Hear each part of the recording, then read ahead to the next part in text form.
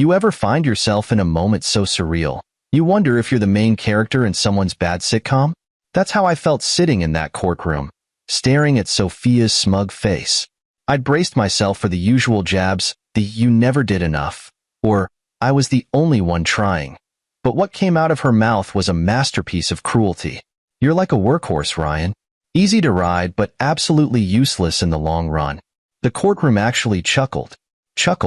I could feel the heat rising in my neck, spreading to my ears, and settling somewhere in my chest like a lit furnace.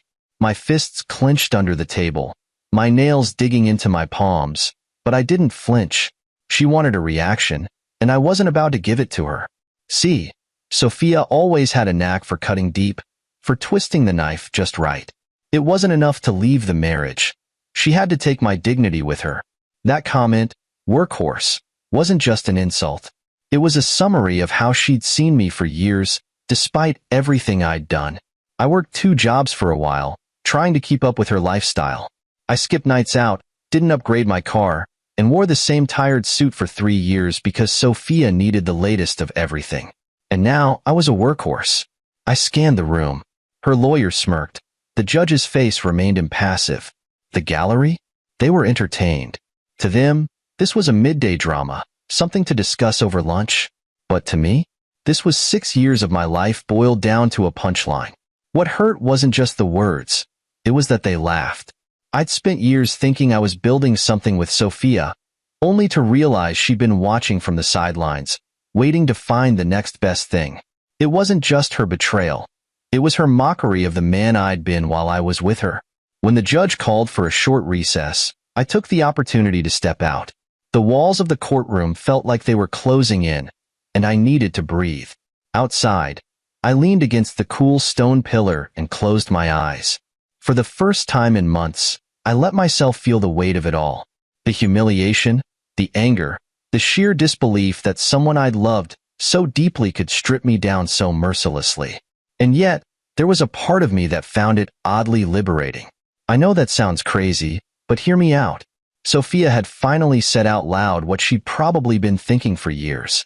The gloves were off, and I didn't have to pretend anymore. No more walking on eggshells, no more second-guessing myself, and no more trying to fix something that had been broken for a long, long time.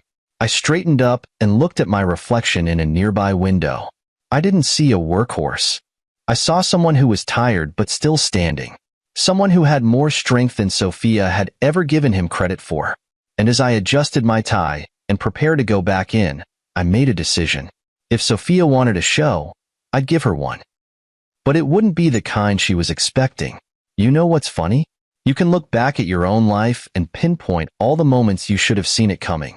I stood in that courtroom, letting Sophia's words roll off me like water, but inside my head, I was rifling through years of memories. The signs were all there. I just didn't want to see them.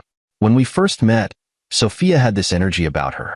She walked into a room, and everyone noticed.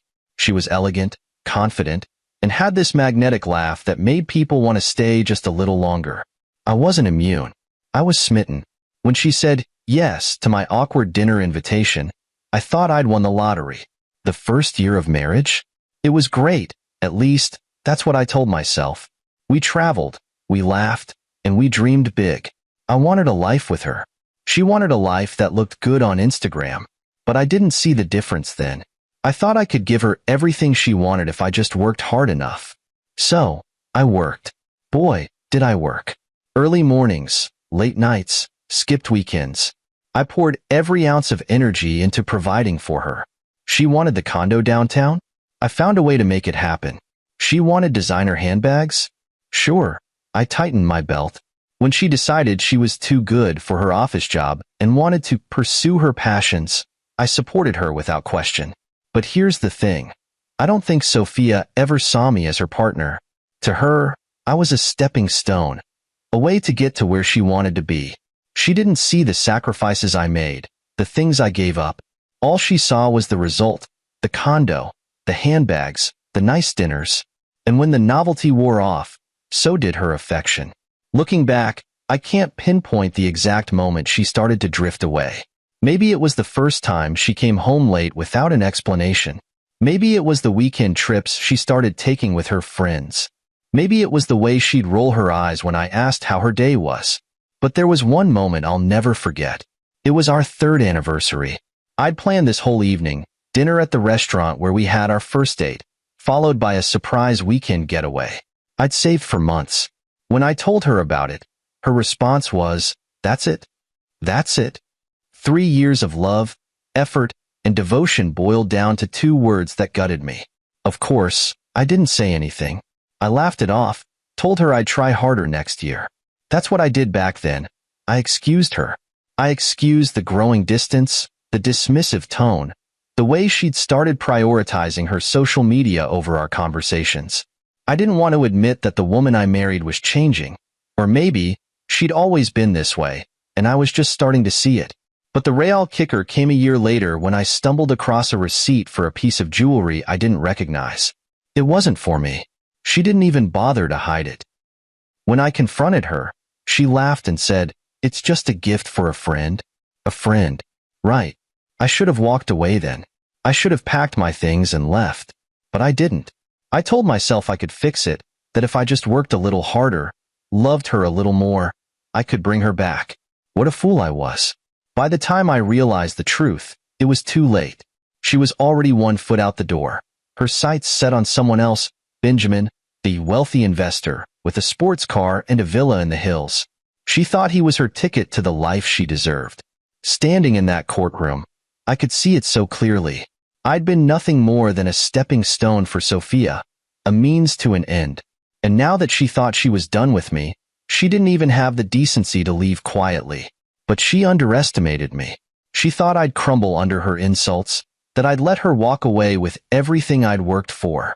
What she didn't realize was that the years of being dismissed, disrespected, and undervalued had forged something in me she didn't expect. Strength. She wanted to tear me down, but I wasn't going to give her the satisfaction.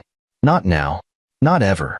When the judge called us back in, I took a deep breath and stepped into that courtroom, not as the man Sophia thought she could destroy, but as the man who was ready to reclaim his story. The judge asked Sophia's lawyer to present their arguments, and of course, they started with the same tired script. I was lazy, uninspired, and a burden in the marriage. The workhorse comment got thrown in again, followed by a smug glance from Sophia. She leaned back in her chair like she'd already won. But here's the thing about underestimating someone. It always backfires. When my lawyer, Claire, stood to speak, I felt a calm settle over me. This was the moment I'd been waiting for. Claire started by dismantling their narrative, point by point, using facts to paint a very different picture. Bank statements, receipts, and records of my long hours and sacrifices. All of it laid bare for the court to see. But the real moment came when Claire turned to me and said, "Ryan, would you like to address the court?" This was my chance. I stood up, adjusted my tie, and walked to the center of the room. My palms were sweating, but my resolve was solid. "Sophia called me a workhorse," I began, my voice steady. "And I suppose she's not entirely wrong. I worked hard, harder than she'll ever know, to build the life we shared. But what she won't tell you is that the sacrifices I made were never for me. They were for us. For her." I paused, scanning the room. The gallery was silent, their earlier chuckles replaced with rapt attention. Even the judge leaned forward slightly. "Since Sophia enjoys metaphors, let me give you one of my own," I continued. "Yes, I'm a workhorse. But not because I'm weak or expendable. It's because I carry weight, real weight, and I never faltered, no matter how heavy it got." Then, I did something that caught everyone off guard. I took off my suit jacket, unbuttoned my shirt, and slid it off my shoulders. The collective gasp that filled the room was almost cinematic. My torso was a map of scars and calluses, each one telling a story. Years of manual labor, long shifts, and sacrifices etched into my skin. These were the marks of someone who had given everything and asked for nothing in return. "This," I said, gesturing to the scars, "is what being a workhorse looks like." While Sophia was busy spending money on things she didn't need, I was out there making sure she had them. And yet, she stands here today and mocks me as if I've done nothing. I turned to face her, locking eyes with her for the first time. Her smug expression was gone, replaced with something I'd never seen before. Shame. Here's the truth Sophia doesn't want you to know, I said, my voice rising. The reason we had a condo downtown? My overtime hours. The vacation she bragged about on social media?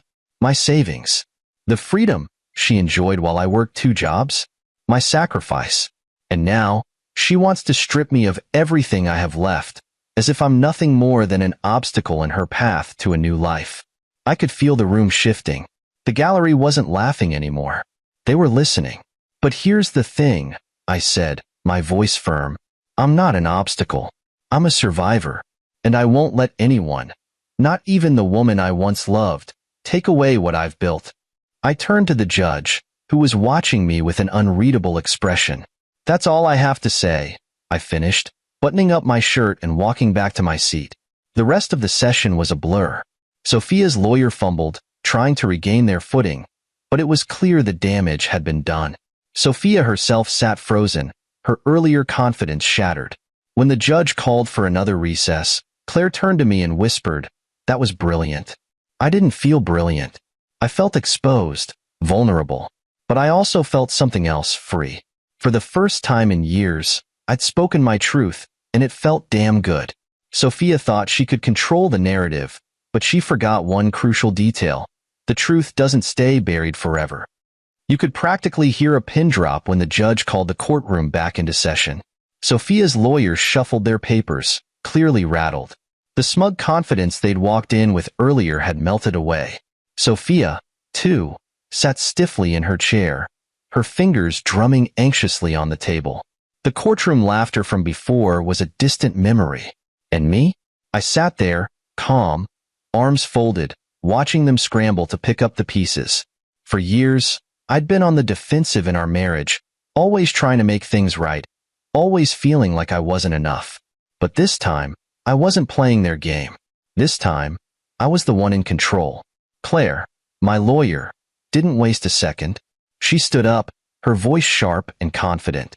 "Your Honor, I'd like to present evidence that directly contradicts the narrative the opposing counsel has attempted to construct." She handed a thick stack of documents to the judge. Bank statements, expense reports, receipts, all of it meticulously organized and highlighted. I'd spent weeks digging through every account, every bill, and every piece of paperwork to make sure we had it all. "Here we have a clear record of Mr. Ryan's financial contributions to the marriage," Claire continued.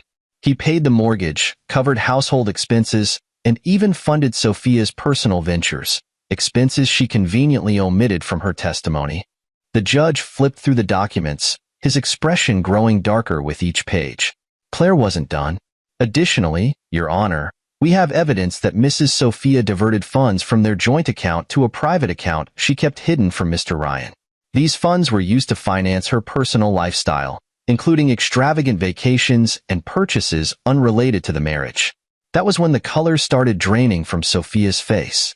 "And finally," Claire said, her voice cutting through the silence like a blade, "we have proof of Mrs. Sophia's infidelity." At that, Sophia's lawyers shot to their feet. "Your Honor, this is irrelevant to the case." The judge raised a hand, silencing them. "Continue, Miss Claire." Claire nodded and handed over another folder. Photos, hotel receipts, and correspondence between Mrs. Sophia and her lover, Benjamin. The affair wasn't just a personal betrayal, it was a financial one. Mrs. Sophia used joint marital funds to support this extramarital relationship. Sophia's lawyers slumped back into their seat.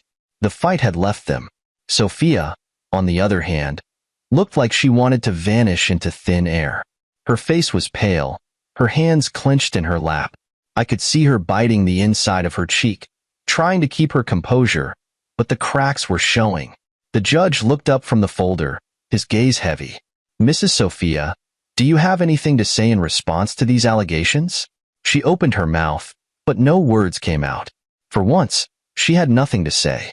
I'll admit, watching her squirm wasn't as satisfying as I thought it would be.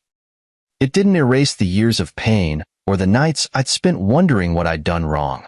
But it did give me something I hadn't felt in a long time. Vindication. Sophia's lawyer tried to recover, offering weak rebuttals and excuses, but it was clear they were fighting a losing battle.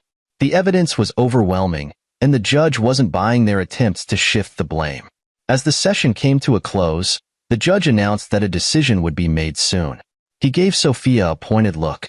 "Mrs. Sophia, I suggest you reflect on your actions and their consequences before we reconvene."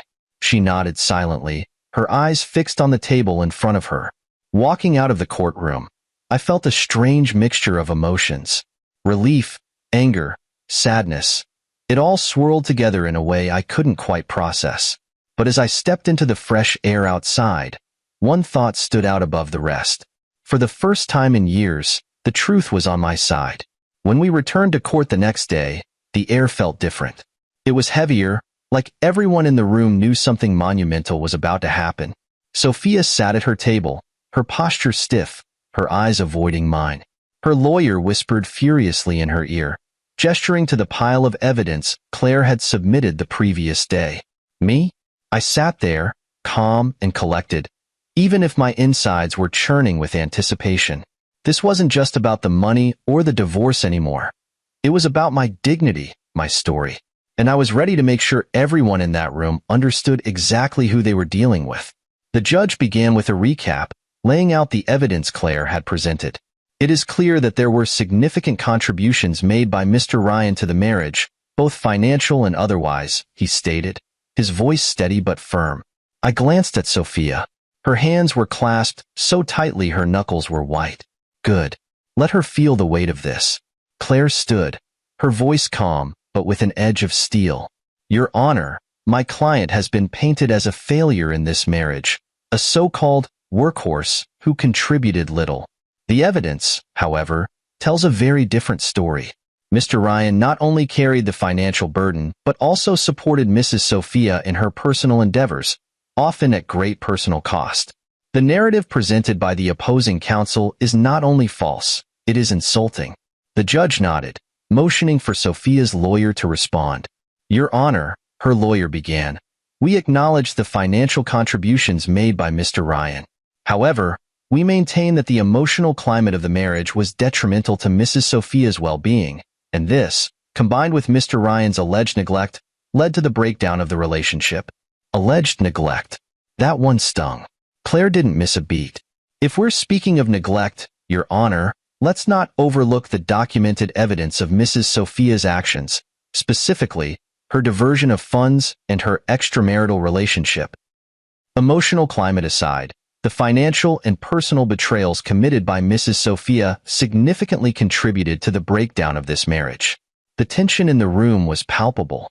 Even Sophia's lawyer looked like they wanted to disappear into the floor. Then, the judge did something I wasn't expecting. "Mr. Ryan," he said, turning his attention to me, "you've been accused of neglect in this marriage. Is there anything you'd like to say in response?" I stood up, my heart pounding but my voice steady. "Your Honor, neglect is a strong word. I may not have been perfect, but I gave everything I had to this marriage.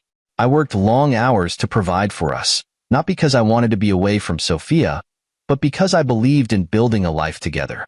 I wasn't the one who spent weekends with someone else while my spouse thought I was working late. I wasn't the one who siphoned money from our joint account to fund a secret life. And I certainly wasn't the one who decided that my partner was disposable." I paused, letting my words sink in. Sophia looked down at her hands, her face unreadable. "The truth is," I continued, "I loved Sophia. I loved her enough to sacrifice my own happiness for hers. But love isn't enough when it's one-sided. And no matter how much I gave, it was never going to be enough for her. That's not neglect, that's reality." The courtroom was silent. Even the gallery, which had been buzzing with murmurs earlier, seemed to be holding its breath. The judge leaned back in his chair, his expression thoughtful. "Thank you, Mr. Ryan. You may sit." As I returned to my seat, Claire gave me a small nod of approval. The rest of the session was a blur of legal jargon and procedural motions, but I could feel the shift. The balance of power had tipped, and for the first time in this entire ordeal, it wasn't in Sophia's favor. When the judge called for an adjournment, he turned to Sophia. "Mrs. Sophia, the evidence against you is compelling. I would advise you to carefully consider your next steps before we reconvene." Her face was a mix of anger and fear as she nodded stiffly. As we left the courtroom, Claire turned to me with a rare smile. "You've got them on the ropes," she said. I nodded, but I didn't let myself celebrate just yet. There was still work to be done, still a decision to be made. But for the first time, I felt like I was winning. And that felt pretty damn good. The day Sophia's carefully crafted facade crumbled completely wasn't some grand, dramatic showdown. It was quieter, more devastating, and infinitely more satisfying. The courtroom felt unusually charged when the session resumed. Sophia's lawyer had clearly spent the night scrambling to salvage their case. They shuffled papers, whispered furiously with her, and occasionally shot me in Claire glares that could have melted steel. I sat back, arms crossed, watching it all unfold. Sophia, for all her usual poise, was visibly unraveling. Her makeup was flawless, as always, but her posture betrayed her. She sat hunched, her eyes darting nervously to the judge, to me, and even to the gallery behind us. The woman who had mocked me with the workhorse comment just days ago now looked like someone walking a tightrope over an abyss. When the judge entered, the room fell silent. He wasted no time. "Before we proceed further, I have reviewed the evidence submitted by the plaintiff, including financial records, correspondence, and testimony from third parties. It is clear that Mrs. Sophia has engaged in behavior detrimental to the integrity of this marriage." Sophia's head snapped up, her lawyer's whispered warning clearly ignored. The judge wasn't done. "This includes but is not limited to siphoning funds from a joint account, engaging in extramarital affairs, and attempting to misrepresent Mr. Ryan's contributions during these proceedings." You could have heard a pin drop. Sophia's face was pale, her lips trembling as though she wanted to speak but couldn't find the words. "Mrs. Sophia," the judge continued, his tone stern, "your actions not only undermine your claims but also paint a picture of significant misconduct on your part. This court does not look kindly upon such behavior." And there it was, the moment her carefully curated image shattered. The gallery was buzzing with whispers. Even Sophia's lawyer looked like they wanted to sink through the floor. But the best part? I hadn't even needed to lift a finger. The judge turned to me. "Mr. Ryan, given the evidence presented, this court finds your claims of financial and emotional exploitation to be credible. Furthermore, you have demonstrated remarkable composure and integrity throughout these proceedings." I nodded, trying to keep my expression neutral, but inside, I felt a surge of vindication. Years of being belittled, of questioning my worth, of feeling like I wasn't enough. It all came rushing back, only to be replaced by something I hadn't felt in a long time: pride. The next few minutes were a blur of legal formalities. The judge outlined the financial penalties Sophia would face, including restitution of the funds she'd stolen and a significant portion of the marital assets being awarded to me. And then came the final blow.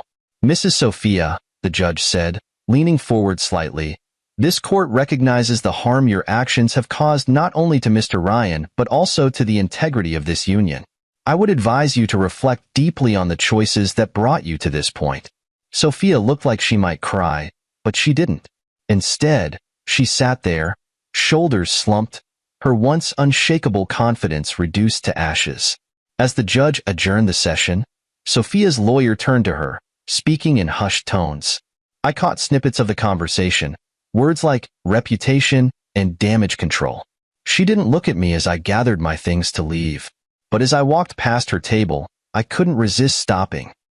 I leaned in, just enough for her to hear me. "Workhorse, huh?" I said, my voice low and calm. "Looks like this workhorse just lapped you." She didn't respond, didn't even lift her head. For the first time, she had no words. As I walked out of the courtroom, Claire caught up with me, a rare grin on her face. "You should have seen her expression when the judge listed the penalties," she said. I laughed, a real, genuine laugh.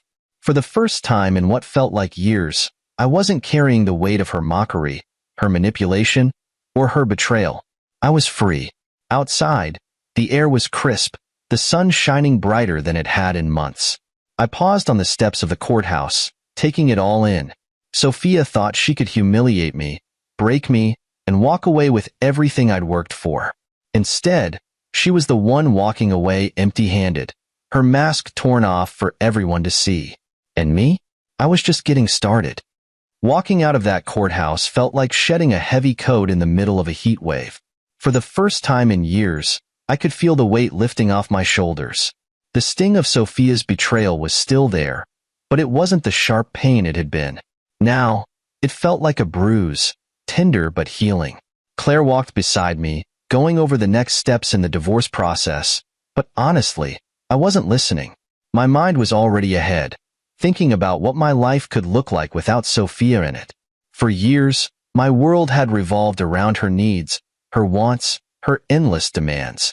Now, I had the chance to ask myself, what do I want? That question lingered in my mind as I started rebuilding. The first step was simple but symbolic. I cleared out every trace of Sophia from my life. Her clothes, her shoes, the ridiculous decor she insisted on buying. All of it went into boxes. It was strange, watching the space transform as I reclaimed it. The living room felt bigger without her oversized furniture. The walls felt brighter without her pretentious art pieces. For the first time, the apartment felt like mine. I kept a few things, though. The practical stuff. Dishes, towels, furniture that actually served a purpose. But the rest? I donated it or tossed it without a second thought. I didn't want any reminders of the life we'd built, or more accurately, the life I'd carried while she decorated. My second step was even more personal. I dug through my closet and found my old sketchbook, the one I hadn't touched in years.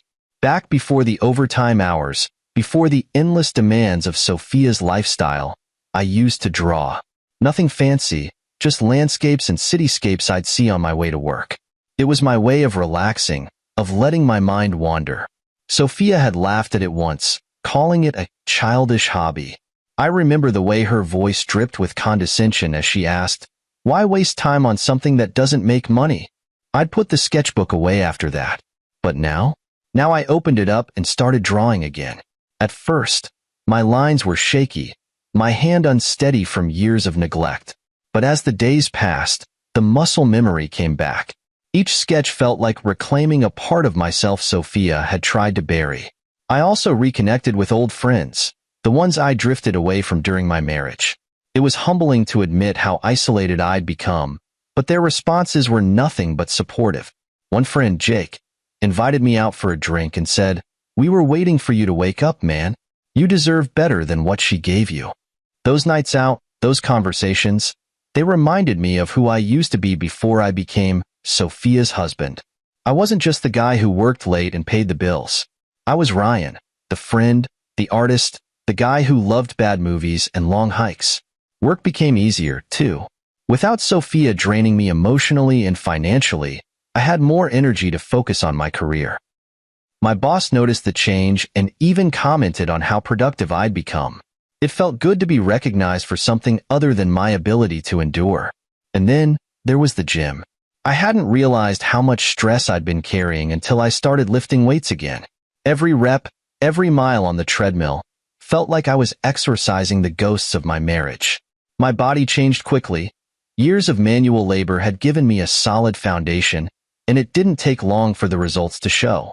I didn't do it to spite Sophia, though I'd be lying if I said the thought of her seeing me now didn't bring a little satisfaction. I did it for me, to feel strong again, to remind myself that I wasn't just a workhorse. One night, as I stood in front of the mirror, I barely recognized the man staring back at me, not just because of the physical changes, but because of the confidence in his eyes. I wasn't the same Ryan who'd walked into that courtroom weeks ago, burdened by years of Sophia's insults and manipulation. I was someone new. Someone better. The final step in my redemption was forgiveness, not for Sophia, but for myself. For years, I'd blamed myself for the failures in our marriage, for not being enough, for not seeing the signs sooner. But standing in my reclaimed apartment, surrounded by the life I was rebuilding, I realized something important. I wasn't the problem. Sophia's betrayal wasn't about me. It was about her greed, her selfishness, her inability to appreciate what she had. And once I understood that, I stopped carrying the guilt. I wasn't bitter. I wasn't angry. I was free. The final court session wasn't the cinematic climax you'd expect. There were no explosive arguments, no tears, or dramatic confessions. Instead, it was clinical, procedural, and eerily quiet. I think that's what made it more impactful.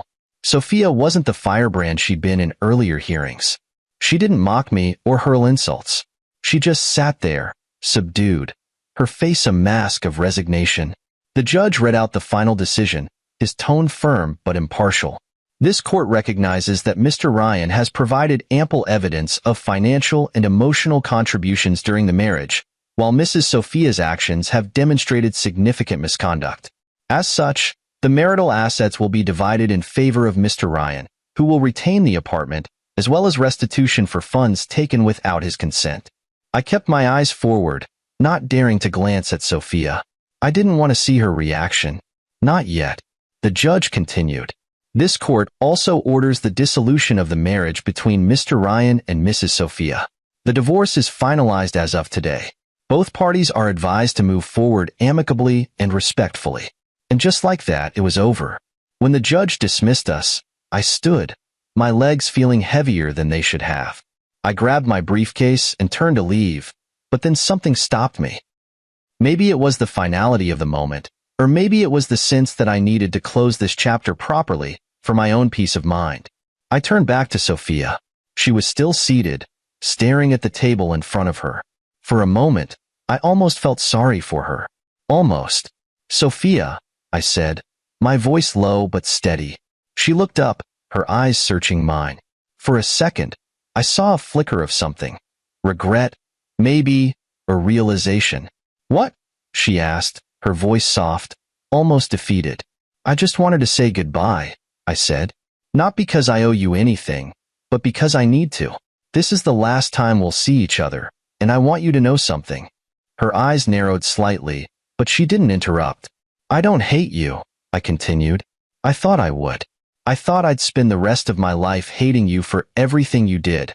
For the lies, the betrayal, the way you made me feel like I was never enough. But I don't. Her expression softened, but I didn't let it sway me. What I feel for you now isn't hatred or love. It's indifference. And that's what freedom feels like, Sophia. I'm finally free of you, of us, of everything you made me carry. I hope one day you find whatever it is you're looking for, but I won't be a part of it. She opened her mouth as if to say something, but no words came. For the first time, Sophia had nothing to say. I turned and walked out of the courtroom, the sound of my footsteps echoing in the silence. I didn't look back. There was nothing left to see. As I stepped outside, the air hit me like a breath of fresh life. Claire was waiting for me, her usual composed demeanor slightly softened by a small smile. It's done, she said simply. It is, I replied, and for the first time, I felt the full weight of those words. It was done. Over. Finished. We walked down the courthouse steps together, and I couldn't help but notice how much lighter I felt. The world seemed brighter, the air crisper.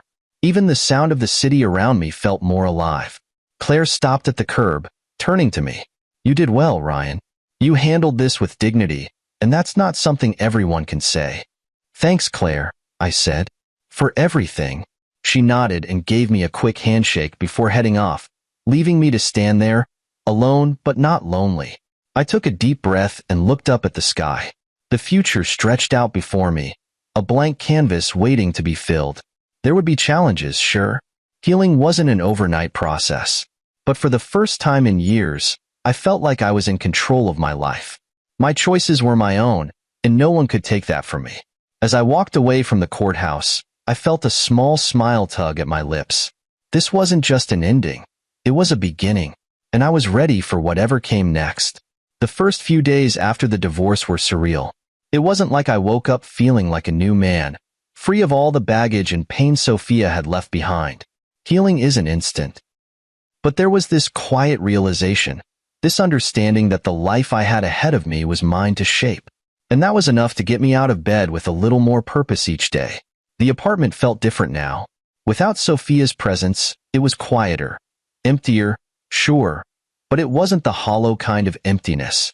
It was the good kind, the kind that left room to breathe. I started to see the space as a blank slate, just like my life. I spent my first weekend post-divorce redecorating. Nothing drastic. I didn't have the budget for that yet, but enough to make the place feel like home again. I moved the couch to a new spot, replaced the garish paintings Sophia had insisted on with my own sketches, and swapped out the heavy curtains for something lighter. It wasn't much, but it was mine. The first night I sat down in my new apartment, something clicked. I looked around and realized this wasn't just a place to sleep anymore. It was a symbol of what I'd reclaimed.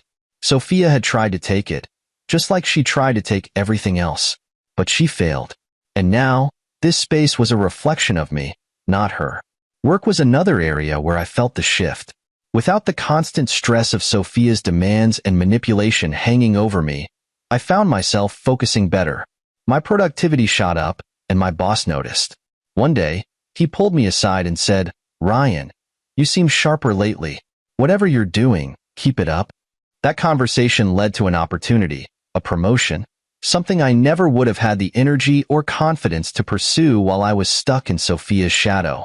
It wasn't just about the extra money. It was about proving to myself that I was capable of more than being the man she'd made me believe I was. But the biggest change came in how I viewed myself.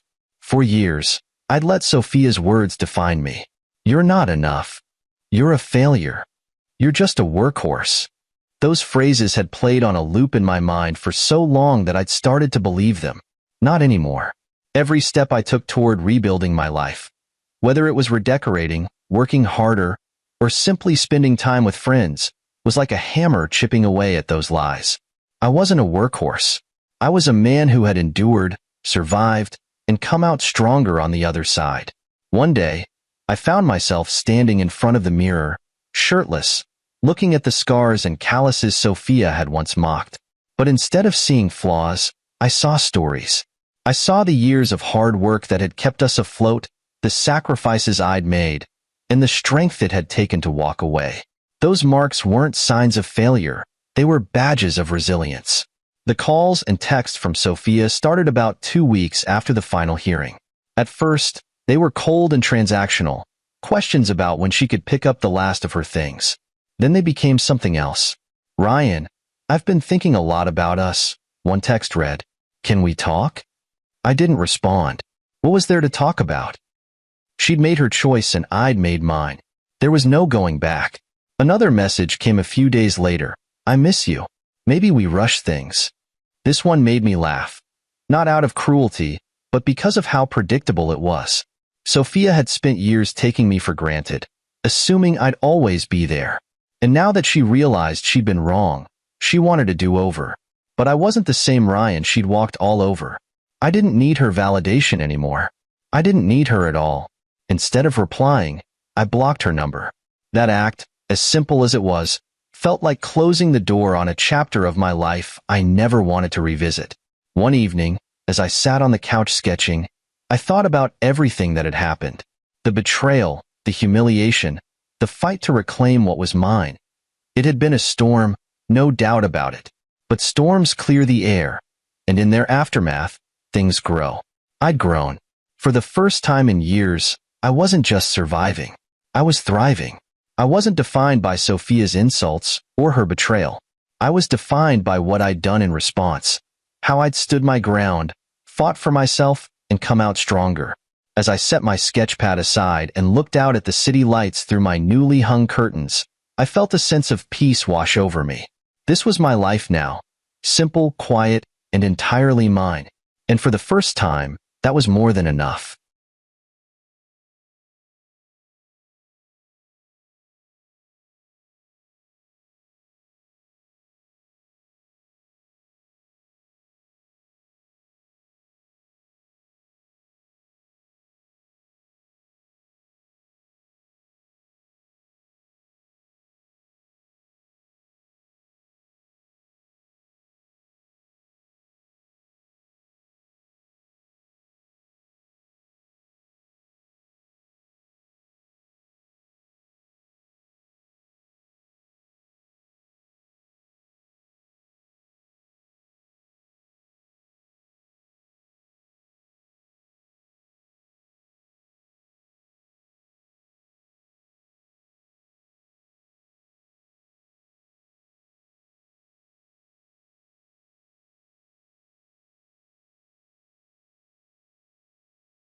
I stood frozen at the entrance of the wedding hall, my heart hammering against my ribs.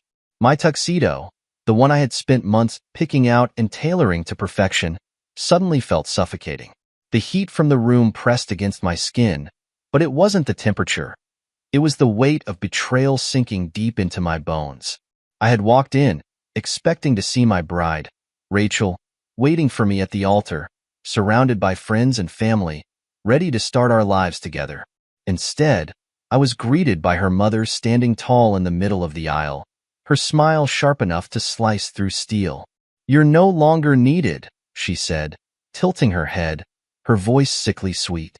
I blinked, convinced I had misheard her. The murmurs in the hall grew louder as heads turned, eyes shifting between me and the woman who had just dismissed me like an uninvited guest at my own wedding.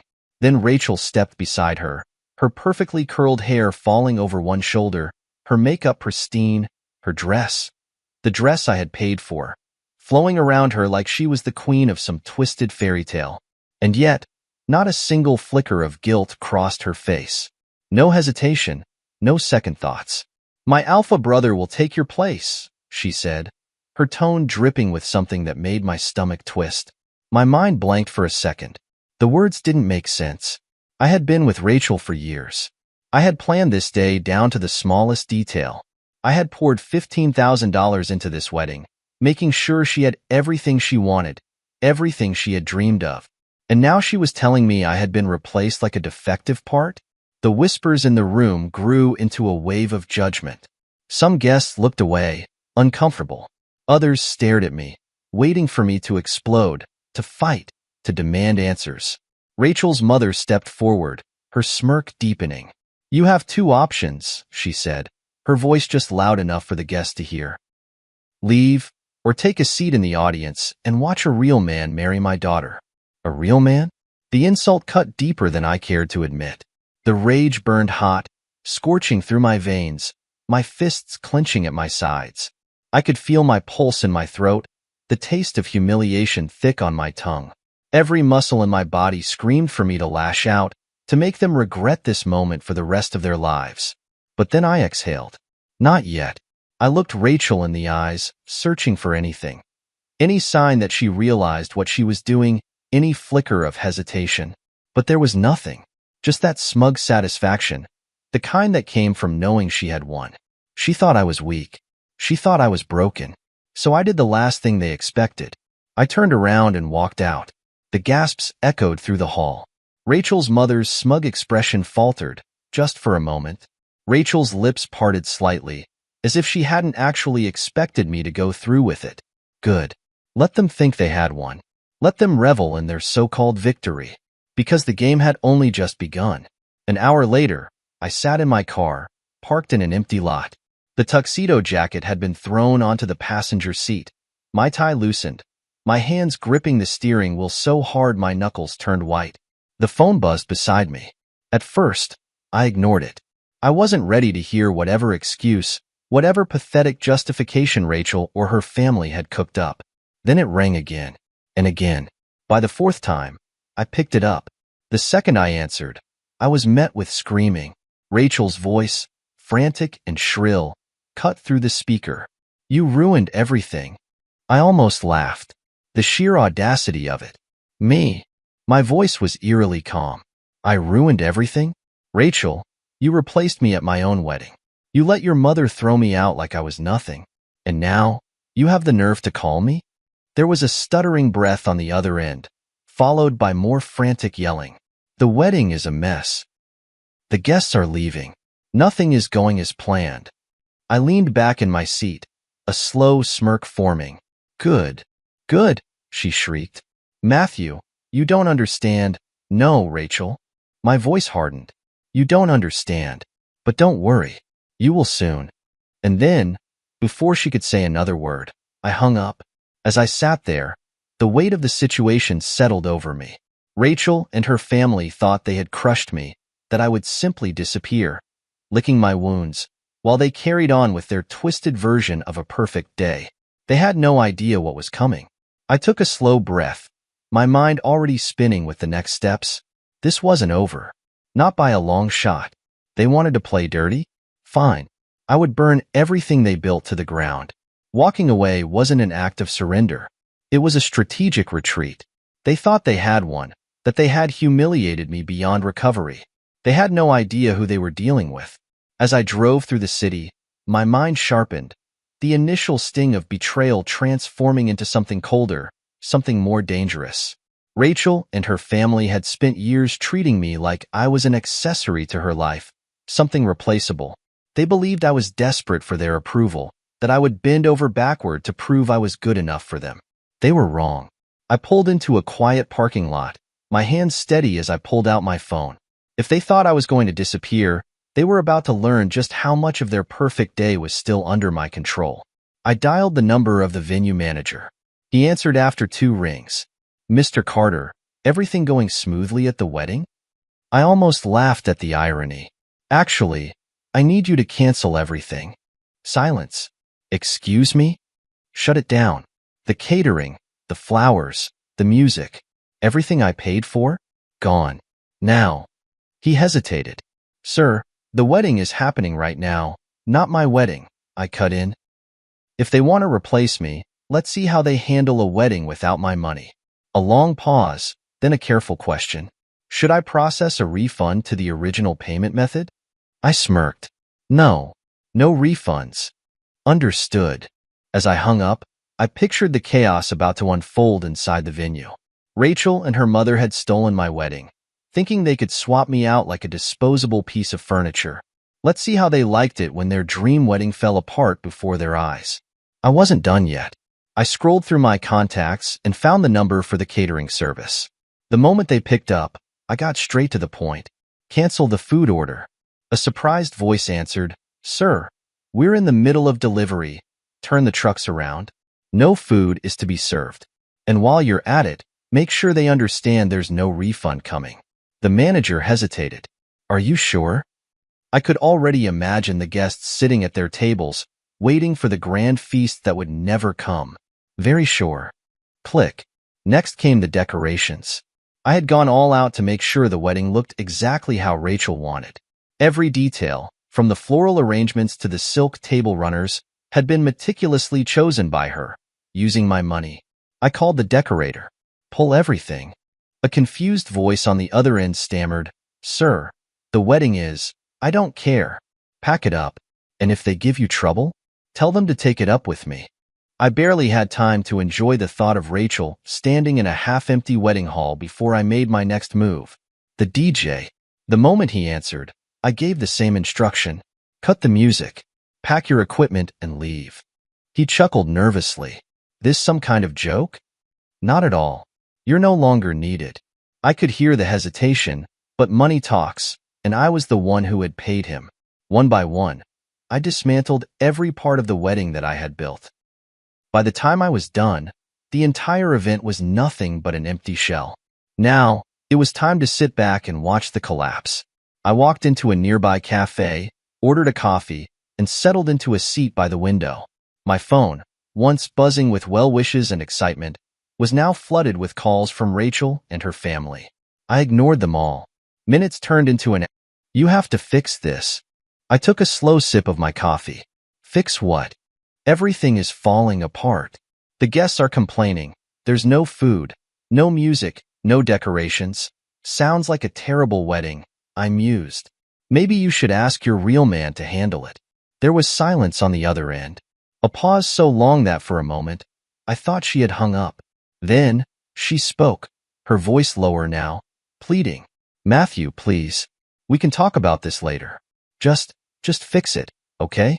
Call the vendors. Tell them there was a mistake. We can still salvage this." I chuckled. "Salvage it?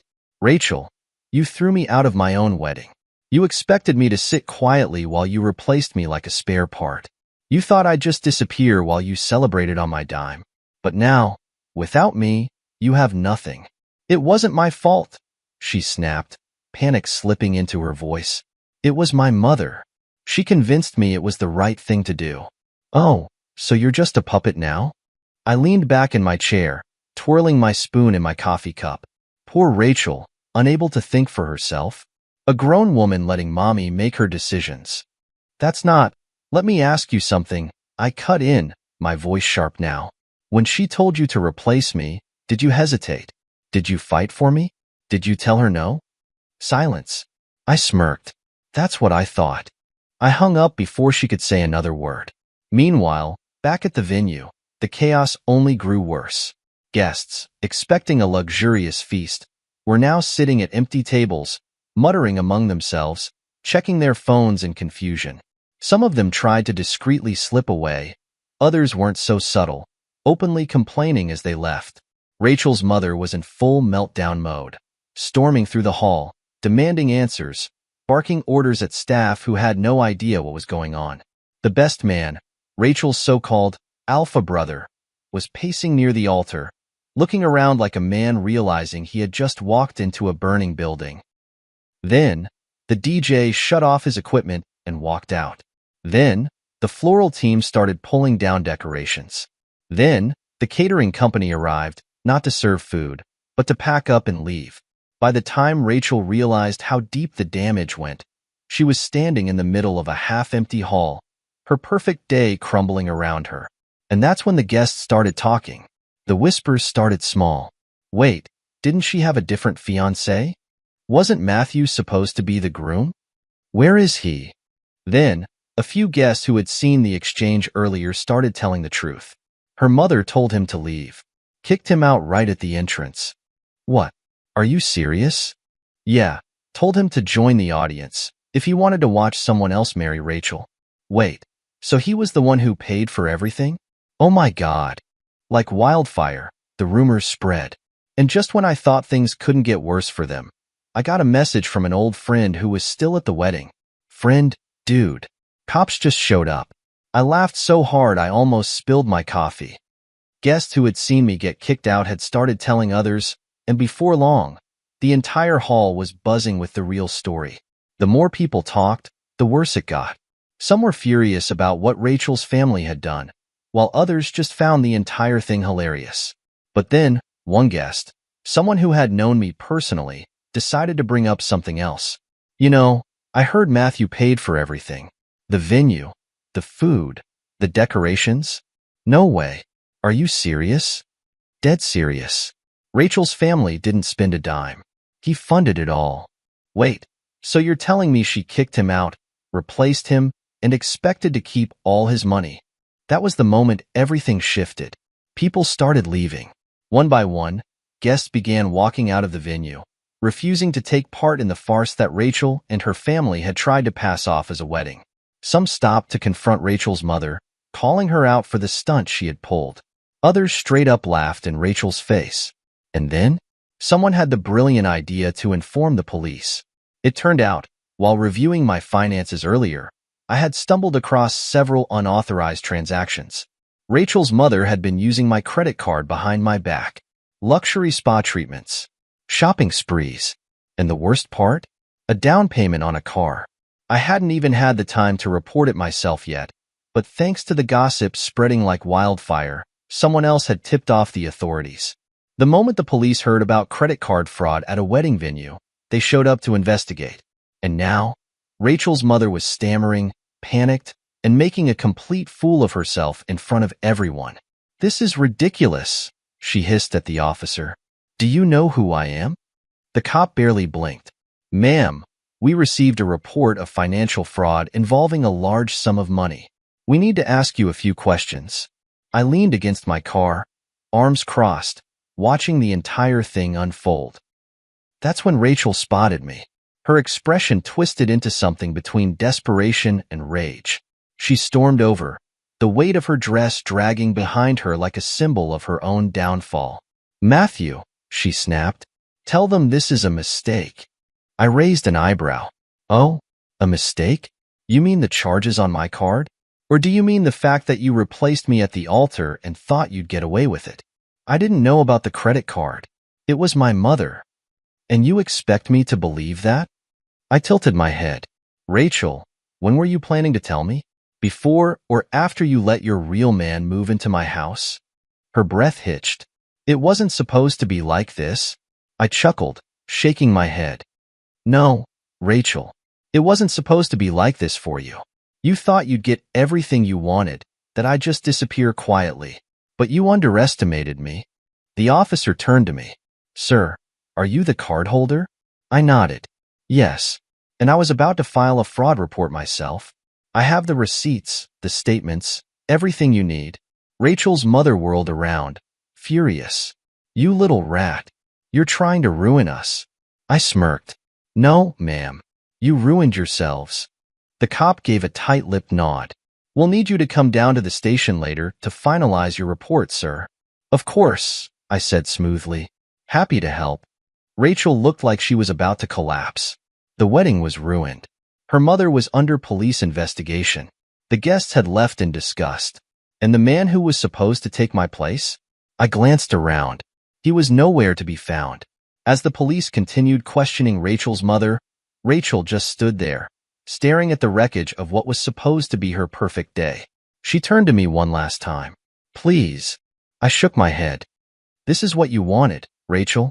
Enjoy it. Then, without another word, I got into my car and drove off.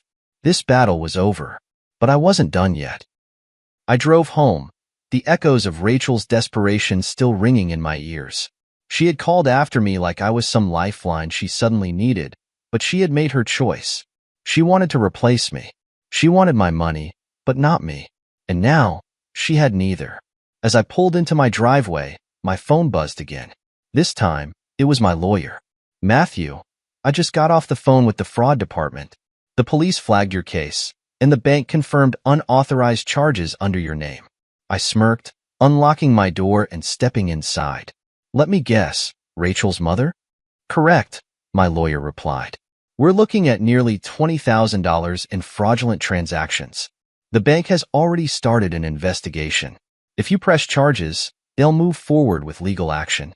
I leaned against my kitchen counter, exhaling slowly. $20,000. That woman had stolen from me with zero hesitation, all while plotting to push me out of Rachel's life like I was disposable. I didn't even have to think about it. Press the charges. There was a pause. Are you sure? Positive, I said, my voice calm. She thought she could use me. She thought I was weak. Let's show her how wrong she was. My lawyer let out a low chuckle. Consider it done. The next morning, the real fallout began.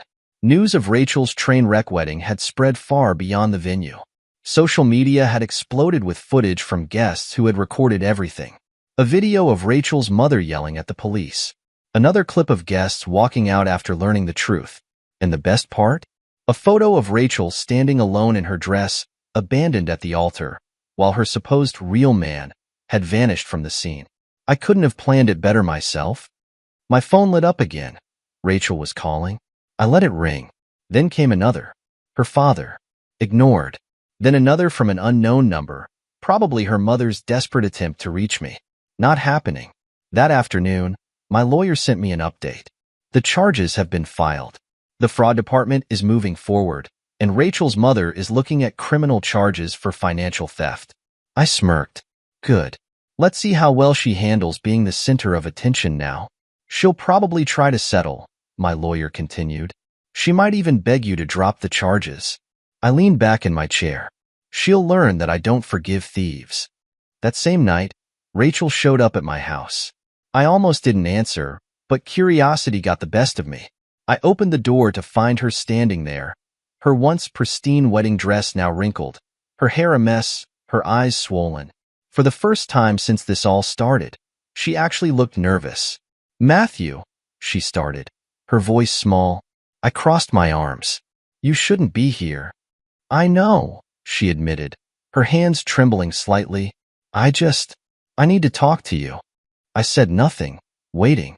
She hesitated, then burst into tears. My mom is being investigated. My family is turning on each other.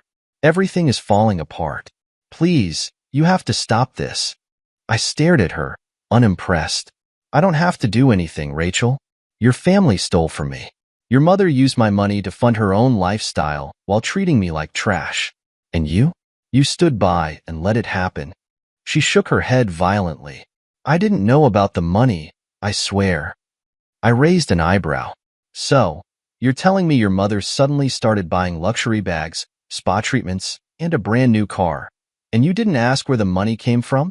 She bit her lip, avoiding my eyes.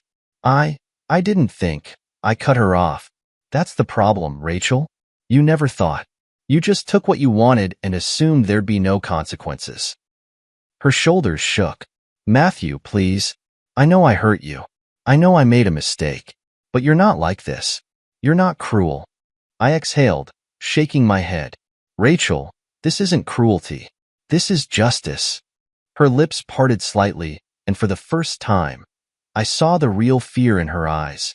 I continued, my voice steady. Your mother thought she could take from me and get away with it.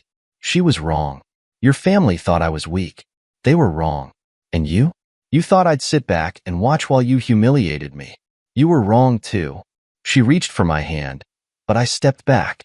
I can't fix this, she whispered. I don't know what to do. I gave her a cold, humorless smile. You made this mess, Rachel. Now you get to live with it. She let out a shaky breath. You're really going through with this? Every last step? Her tears fell harder. I never meant for it to go this far, I sighed. You meant for me to disappear quietly, but I didn't. She swallowed hard, wiping at her face. I guess I deserve this. I tilted my head. You do. Rachel stood there for a few more seconds, her chest rising and falling in unsteady breaths, before finally turning away and walking back to her car. I watched as she drove off, disappearing into the night. The battle was over, but the war wasn't finished yet.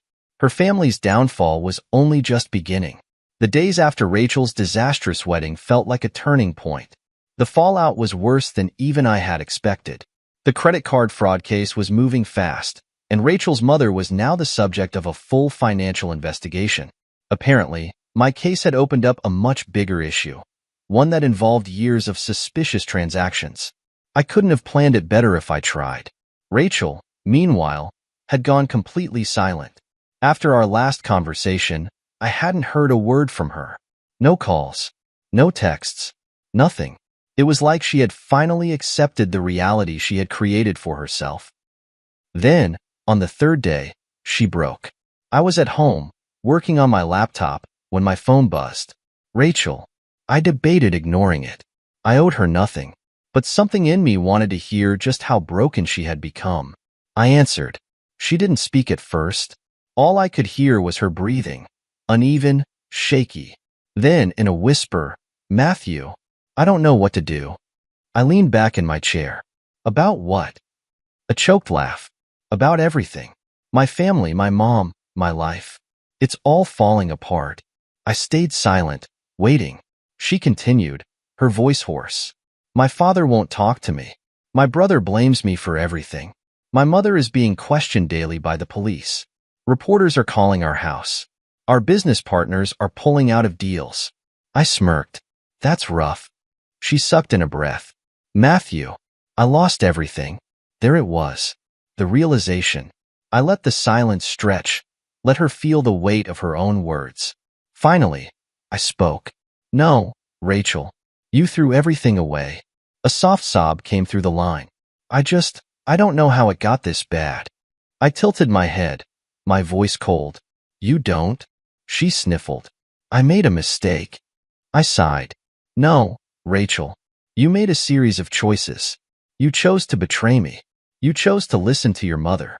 You chose to replace me at our wedding. And now, you're realizing what that means.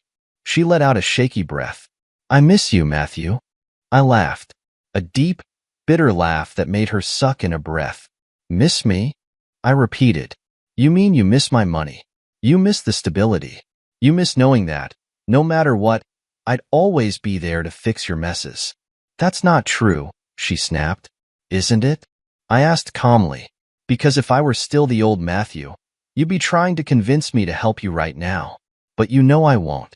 And that terrifies you. She didn't respond. Good, I said, my voice like ice. Sit in that fear. Get comfortable with it. Because this is your new reality, Rachel. And I'm not part of it. She whimpered. I don't want to be alone. I smirked. You should have thought about that before you threw me away. And with that, I hung up. The news about Rachel's family only got worse. Their family business was in trouble. Investors were distancing themselves, not wanting to be associated with a fraud scandal. Even Rachel's father, who had tried to play innocent, was getting dragged into the mess. And Rachel? She was officially ruined. Her friends had abandoned her. The guests from the wedding had spread the full story of what she had done, and no one wanted to be associated with her anymore. Her own family blamed her for the disaster, claiming that if she had just married me, none of this would have happened. I almost felt bad for her. Almost. A week later, my lawyer called me again. "Matthew, we have a settlement offer." I raised an eyebrow. "From who?" "Rachel's mother." I let out a low whistle. "How desperate is she?" "Very."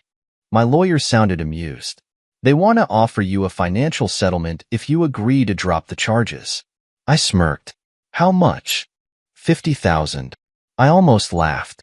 She stole $20,000 from me and now wants to pay $50,000 just to make this go away? It's more than just the money. My lawyer's voice turned serious. The investigation is digging up more dirt on her. If this goes to court, she could be facing real prison time. This is her way of trying to get ahead of it. I tapped my fingers against my desk, considering. If I took the money, this could all be over. But then again, why would I do her any favors? "Tell them I'll think about it," I said. But in my heart, I already knew my answer. Rachel and her family had tried to destroy me, and I wasn't done watching them fall. I let Rachel's mother sweat. She thought she could buy her way out of this mess, that I'd take her hush money and walk away quietly. But that's the problem with people like her. They always assume money fixes everything. It didn't. Not this time. I ignored the settlement offer. Didn't even acknowledge it. Let them wonder. Let them panic. And while they were waiting for my response, I made my next move. I had proof. Bank statements, fraudulent transactions, stolen funds, all tied directly to Rachel's mother. She had used my money like it was her personal piggy bank, funding a lifestyle she never actually earned. Now, it was time for everyone to know. The first thing I did? I sent everything to the police. They already had an open investigation, but now they had even more documents, emails, concrete proof that she had been dipping into accounts that didn't belong to her. This wasn't just fraud anymore. It was theft on a massive scale. Next, I leaked everything online. It started with a simple post. Imagine getting thrown out of your own wedding, only to find out your future in-laws stole your money too. Wild, right? Here's the proof. Attached? Screenshots, bank statements, receipts. It didn't take long before the post exploded. People who had attended the wedding chimed in, confirming what happened. I was there. The groom was literally told to leave or watch from the audience, while another guy took his place. They took all his money and expected him to just disappear. Unreal. Wait, so she knew her mom was stealing from him this whole time? And she just let it happen? The story went viral. Rachel's family had always been obsessed with their public image, but now that image was completely shattered. People dug up old skeletons, pulling out previous lawsuits, shady business dealings, even old complaints from employees who had worked for Rachel's father. Her father's business lost multiple clients overnight. Her mother's name was dragged through the mud, with local news outlets picking up the fraud case. And Rachel? She became a joke. The texts started pouring in. First, from Rachel. "What the hell did you do?" Ignored. Then, from her brother. The same alpha that was supposed to replace me. "Bro, this is getting out of control. You need to take the post down." I laughed. He thought he still had the right to tell me what to do? Ignored. Then, finally, Rachel's father. His message was longer, more careful. "Matthew, I know things got out of hand, but this has gone too far. I understand you're angry, but this is damaging our family's reputation. If we can sit down and talk, maybe we can work something out." So now, when it's his family's reputation on the line, he suddenly wants to be reasonable? I replied with one sentence. "You should have thought about that before your wife stole from me." No response. The next morning, my lawyer called again. "Matthew, they upped their offer. $75,000. I smirked. "Oh, they getting nervous?" "Very," she confirmed. Between the fraud case and the public fallout, They're desperate to make this disappear. I leaned back, considering it. 75 grand was more than what they stole from me. I could take the money, close the chapter, and move on richer than before. But then, I asked myself, would they have ever done the same for me? Would they have given me a way out if the roles were reversed? No. Rachel's family had never cared about anyone but themselves. They would have bled me dry, taken everything, and left me in the dirt without a second thought. So, I made my decision. Decline the offer, I said. My lawyer hesitated. Are you sure? We could negotiate for more. I'm not here to negotiate, I said firmly. I'm here to watch them fall. She exhaled, then chuckled.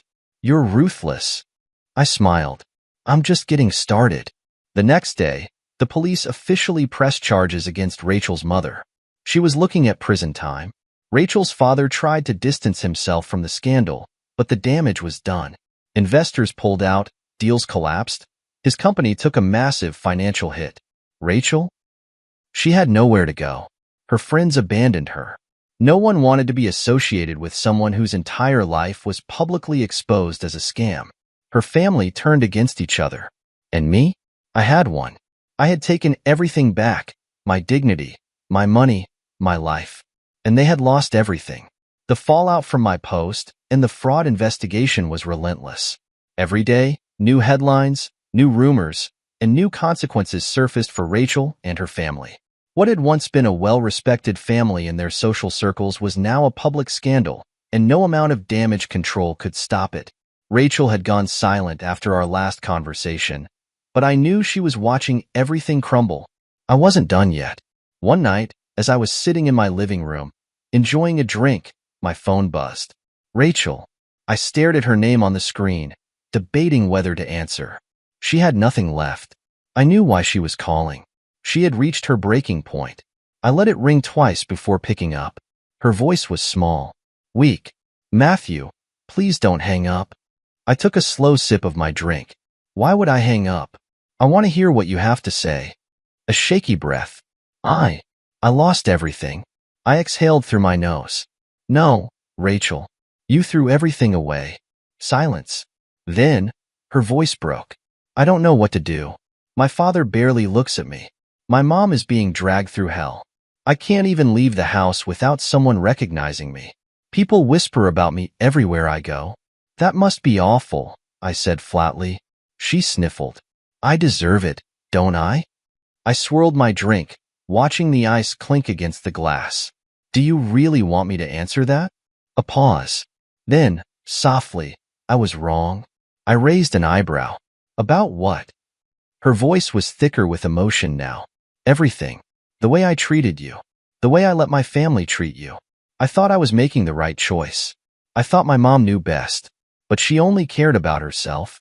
And now, she's ruined everything. I let the words settle between us. Then, I asked the one question that had been on my mind since the beginning. Rachel, when your mother told me to leave my own wedding, did you even consider stopping her? Silence. A beat. Then another. Then, she started crying. And that told me everything I needed to know. I let out a small chuckle.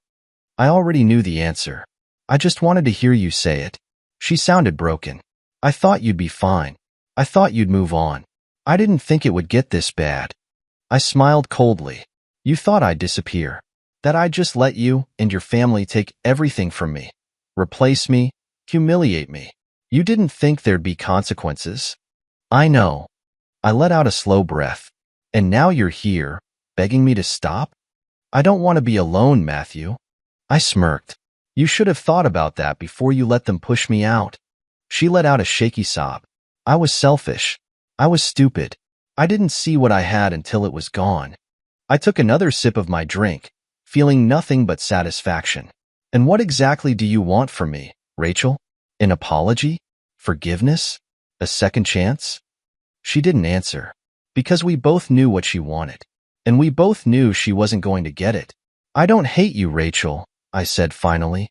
I just don't care anymore. A small gasp, like she had been stabbed in the heart. Goodbye, Rachel. And then, I hung up. That was the last time I ever spoke to her. Over the next few weeks, her life continued to fall apart. Her mother was officially indicted for fraud.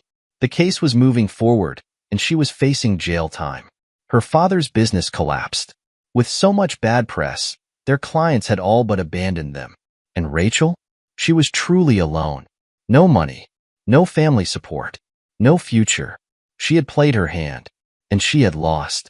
One day, I got another message. It was from her brother, the same guy who was supposed to replace me at the wedding. I should have seen it sooner. My family only cares about themselves. I was just a pawn, too. I'm sorry for everything, man. You were right. I didn't reply. He wasn't worth my time. None of them were.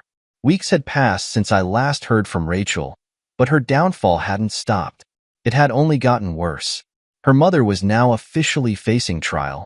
The fraud case had escalated, and news outlets were all over it. Every detail about the stolen funds, the illegal transactions, and her past shady dealings was being exposed to the public. Her father? Drowning in debt. The bad publicity surrounding the case had ruined his reputation, and his business was bleeding money. Investors had cut ties. Former clients had backed out of deals. He had no way to recover. And Rachel? She was nowhere to be found. Rumors swirled that she had moved in with a distant relative, trying to escape the humiliation. Her social media accounts were wiped clean. Her once lavish lifestyle completely gone. She had lost everything. And I had never felt more at peace. One evening, I was sitting in my apartment, watching the city lights from my balcony, when my phone buzzed. I glanced down. A text message. From Rachel. I sighed, debating whether to open it. But curiosity won. I clicked the message, and my smirk grew wider as I read it. I don't expect you to reply. I just wanted to say I'm sorry. I know it doesn't change anything, but I had to say it. You were the best thing that ever happened to me, and I threw it away. I'll regret it for the rest of my life. I stared at the message for a moment. Then, I deleted it. No response. No acknowledgement. Nothing. Because I had already won. Later that week, I received another message. This time, from Rachel's alpha brother. The same man who was supposed to replace me. I don't know if you'll even read this, but I just want to say, you were right about everything. My family used me just like they used you. They never cared about anyone but themselves. I thought I was better than you, but the truth is, I was just another pawn. I see that now. I'm sorry, man. I hope you find real happiness. I stared at my screen for a moment, then chuckled. What a joke. The same man who had stood there on my wedding day, ready to take my place, was now groveling. Pathetic. I didn't reply. He wasn't worth it.